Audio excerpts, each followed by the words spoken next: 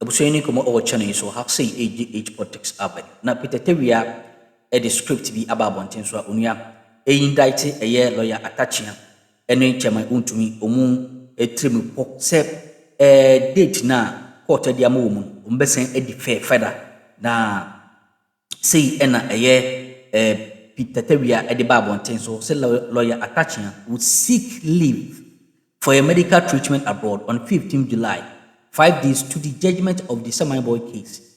He will withdraw from the semi-boy case for treatment abroad and will be replaced by Godfred Odame or Augustine Obo or Gary Makon. The new lawyer will pray the court to grant him just 3 weeks to study the case through filing at the registry. The date will be fixed for that. The judgment may, let me repeat, may grant that and that. The new date for the judgment may be December because of the legal break in July. The new national conference may elect Wontumi as MPP national chairman in November. And guess what? And guess what will happen if he is jailed? Next, Onya, the Peter Nimakon, Peter Tewia, the Babontian so no. Next, chairman Wontumi and then lawyers. Omo, ebeye delay taxes. Ningina say, Atachia ebeka kire court say ontimi like ne ho mfa no nti okwam no ne akosa ne ho yare obeje nafuanu na ninkoye mu no ida say eye Godfred Odame na say Augustine Obo ona Gary Nimako na baba be hye nanan na ombeje mre wo court say ompese omu file omu go through court proceedings no yes na omuji documents proceedings no every registrar and ho and so cramp on court e be sign am wo time na court e be sheda na hye no so say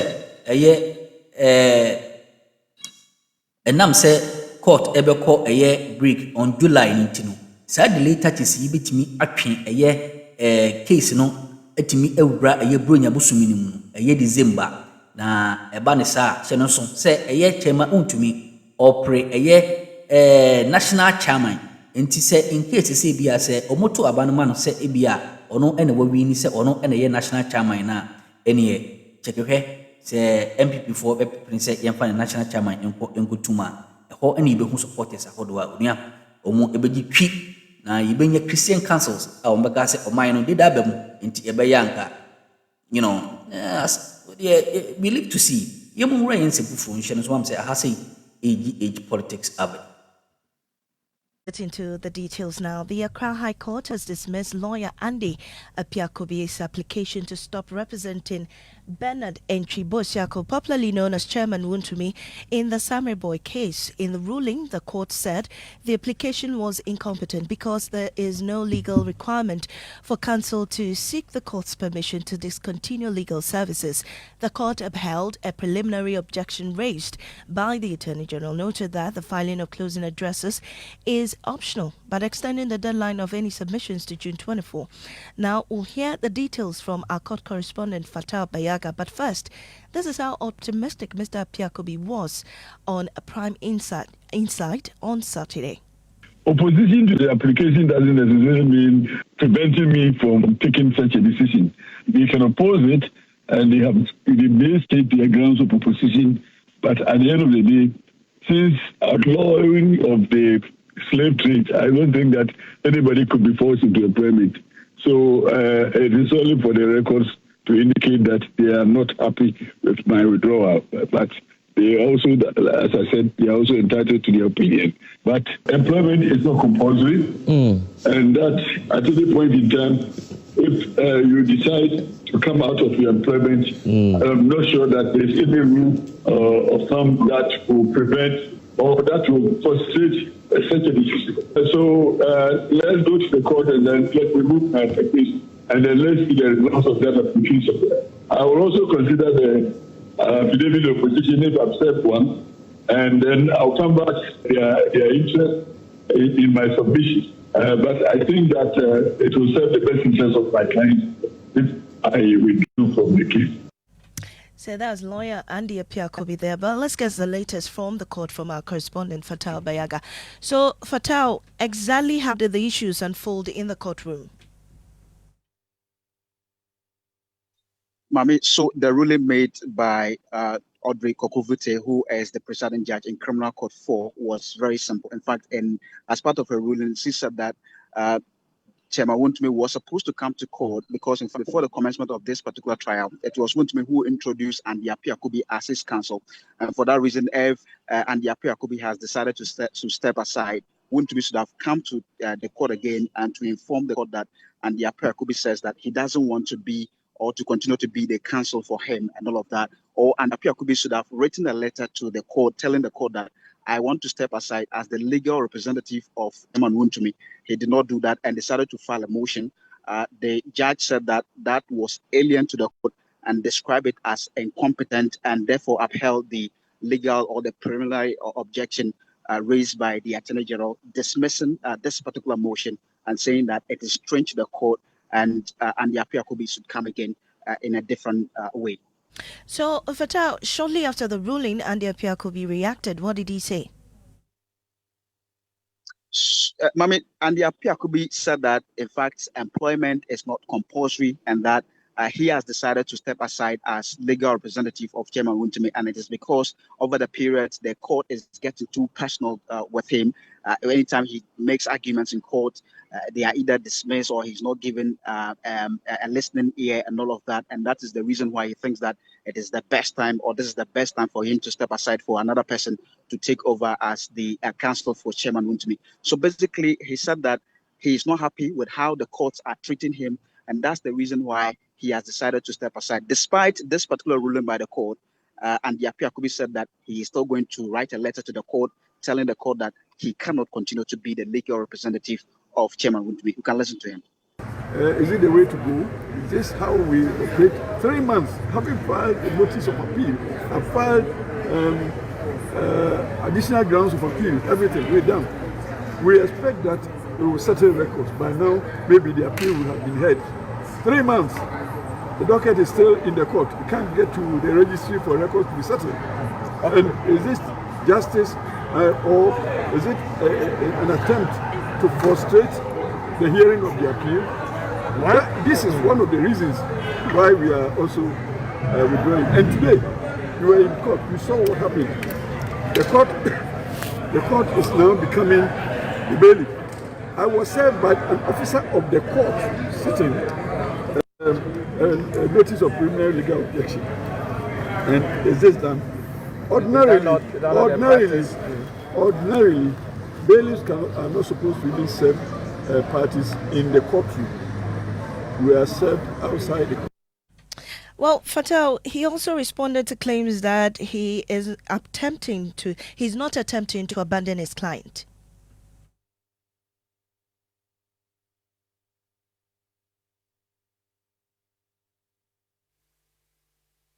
All right, we seem to have lost Fatah there, but let's listen to Andy Apiakubi.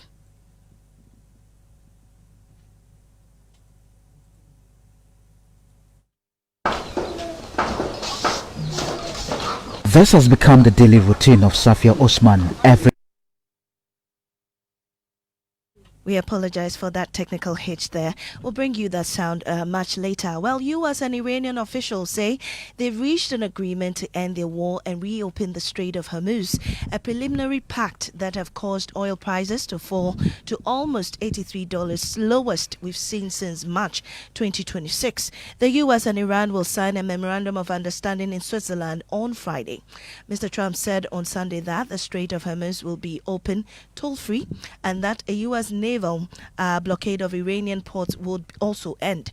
The world had lost millions of barrels of oil and gas supply since the war closed the Strait of Hormuz, a checkpoint for a fifth of the world's oil and liquefied natural gas supply for more than 3 months. Now, meanwhile, here in Ghana, motorists are set to enjoy significant relief at the pumps tomorrow as fuel prices are projected to fall sharply nationwide due to the favorable international market developments. Data and research analyst here join us. Anthony Maini joins me in studio with more details on from the fuel market. So, Anthony, we are out of the woods yet, or we are not, with this new deal between US and Iran? I must say this is actually the biggest breakthrough towards resolving the conflict that has actually killed thousands of people and also almost ended the energy market since it began with a joint US-Israeli strike on Iran in February this year. We actually understand that a memorandum of understanding is scheduled to be officially signed on February in Switzerland. But despite this positive reaction from the market, analysts are saying that for Brent prices to actually reach pre-war levels, oil flows through the Strait of Hormuz need to reach about 60 to 70% of pre-war levels. Another layer that we are also learning is that Israel, despite the deal yesterday, is still striking Lebanon, in which both Iran and US have actually been criticizing this action, Issy. But how about developments here in Ghana? So, Issy, the MPA has actually reduced the price floor for the next window, which is starting tomorrow. Prices reduced by petrol reduced by 12% to 13 cedis 39 pesos a barrel from about 15 cedis 20 pesos from the previous window. For diesel, it dropped by 2.5% to 15 cedis 49 pesos actually from the 15 cedis 11 pesos from the previous window. Prices on the international market have actually been fairly stable through the start of the window, and that is what is translating to the drop that we are seeing right now from the MPA. These are not the prices that will be seen at the pumps. Right. The oil marketing companies will have to add their margins, among others. Reports that were actually cited from the Joy business indicate that we may see some marginal additions come tomorrow, MFA. Great, and it's good that we have CEO of Comac Rivers Nopon joining us via Zoom. We're grateful for your time this afternoon, and we know crude prices will be falling and optimism over the US-Iran agreement. But how confident is the industry that this deal will hold and keep prices on a downward path? Right, thank you, and a wonderful afternoon to you and your listeners. Thanks for having me here. Absolutely right. Fuel price for the past 4 selling windows and even the pricing windows have been coming down. The only opportunity we had in Ghana or even globally was the fact that when crude oil price itself was coming down, petrol price rather went up. It's uncommon. I mean, but it's also realistically possible, like I've always been saying.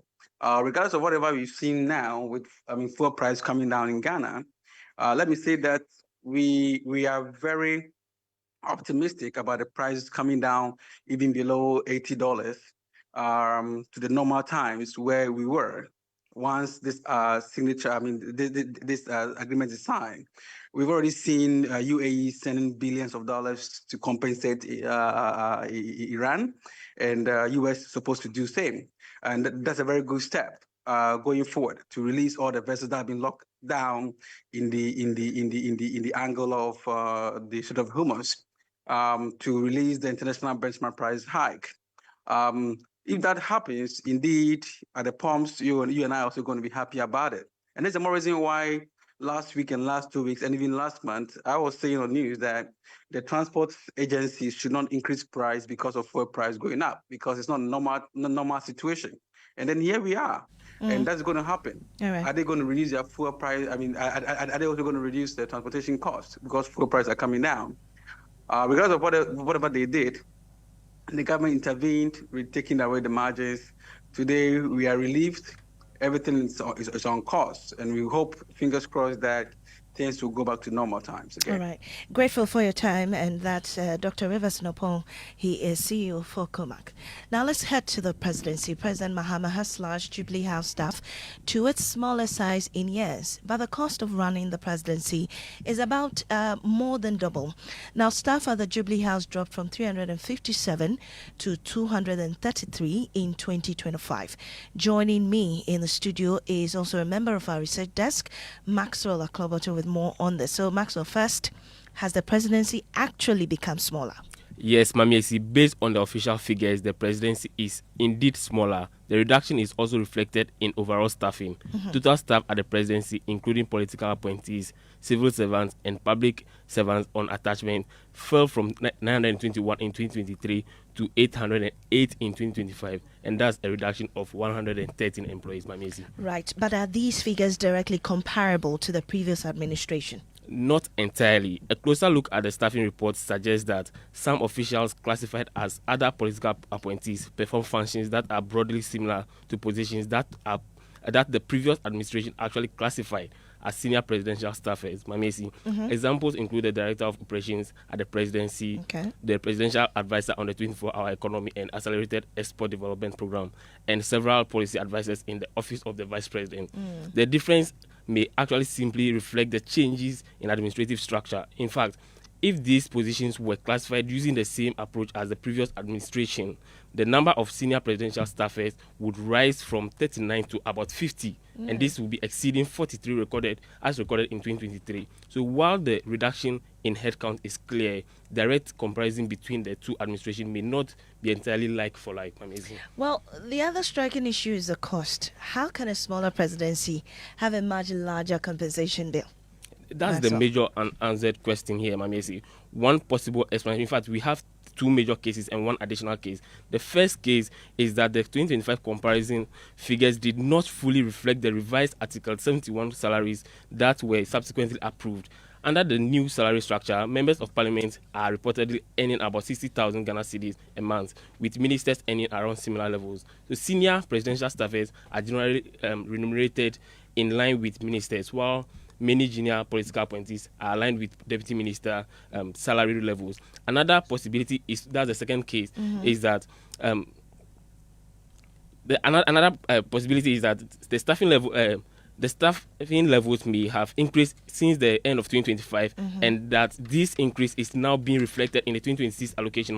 Right. A further possibility, that's the additional one that I told you early on, is that the part of the higher allocation is intended to actually settle outstanding salary obligations for other compensation related arrears owed to former presidential staff. At this stage, there is insufficient information to actually determine which of these cases that I've mentioned to you is the correct one. Amazing. Thank you, Maxwell Cloverton, for those details. Well, we're billed to speak to government, but we haven't gotten them yet. But we understand that they'll be addressing these issues at the appropriate time. Well, there are concerns mounting over a refuse dump located at American Farm, a suburb of Kaswa Manfrom, which residents say is contaminating the Densu River whenever it rains. The river serves as a critical water source for millions of people across the Greater Accra region. Residents also blame the dumping site for persistent flooding in the area, saying it has made life increasingly unbearable. Fatah Bayaga reports. This has become the daily routine of Safia Osman. Every day she sprays her home in a desperate attempt to keep away swarms of houseflies that have invaded her compound. This is because an illegal waste dump is situated just behind her house. 2 days 45 cedis. Every 2 days, I buy an insecticide spray worth 45 cedis to spray my house because of the house flies. If I don't do this, it could possibly cause illness for my children. For Safia, the waste dump located along the banks of the J River at American Farm, a suburb of Kaswa Amanfrom, has turned life into a daily struggle. Where is some of the team course watching on us? Mamma, now Saudi Breda, and so why didn't they do me?